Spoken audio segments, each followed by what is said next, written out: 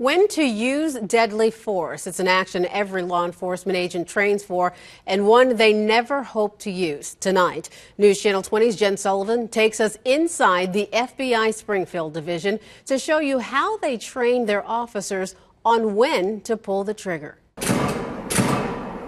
When to use deadly force? It's a question that plagues every officer and one that many will have to answer in a matter of seconds.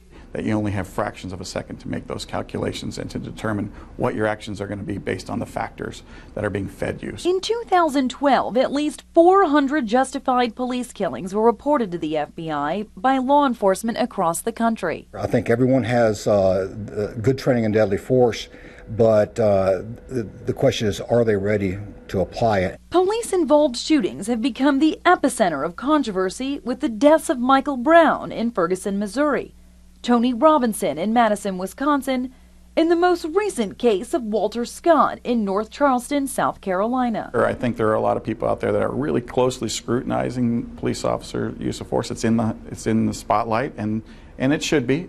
At the FBI Springfield Division, they use this Milo range machine to train their agents and other local law enforcement departments on when to draw their weapons. This $60,000 simulator recreates real-life scenarios. The projector and camera on the ceiling have sensors that can read the lasers transmitted by these fake guns. When the trigger is pulled, the back of the laser causes a quick pulse and recognizes when the target is hit. It's up to the agent to ensure they strike the target before the target strikes them. Well, the simulator helps emulate what happens on the street, and the reason that we do this in this artificial environment is to demonstrate some of the factors. You get the perception of others who are experiencing the same thing from a side. They'll tell you what they see, and they'll tell you what they think.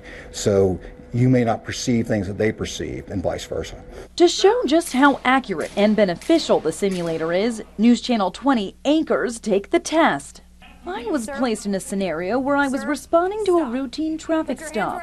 The man gets out of his car and says this. "Shoot me then, chicken! Come on, shoot me! Shoot me!" Uh-oh. It's at this moment where I draw my gun and shoot. Then I have to answer for my actions. Did you see a weapon? I saw something that resembled a weapon, and he threatened, when he said, "I am going to shoot you," that's what made me feel alert. Understanding the reasoning behind your actions is just as important as the actions themselves. And there are a variety of factors that go into justifying deadly force. Does the person have a weapon? Are they armed and displaying intent to harm? Are they capable of harming you? Is he or she violent in their confrontation? Are there innocent bystanders close by? All these elements can justify deadly force. Drop the bag. You know what? No, Put your hands down. Put your... It's situations like these that help law enforcement today understand the importance of when to use deadly force. But every situation is unique, and it's up to each officer to make that judgment call on intent of deadly harm. He had a weapon and he drew his weapon. And that made him It made him a danger. Right. Imminent danger. And therefore your actions were? Reasonable. Right. We should need to do more training like this so that officers know when they are justified to use their weapons and can articulate why their actions were reasonable. All right. While your heart rate may go up and your nerves on edge, all emotions I felt while training, That escalated fast.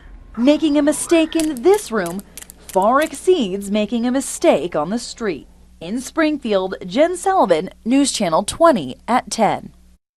For the past 3 months, the FBI Springfield Division has been offering free training classes to local law enforcement so they too can experience the simulator. They're also hoping to expand the training course to state's attorneys and judges.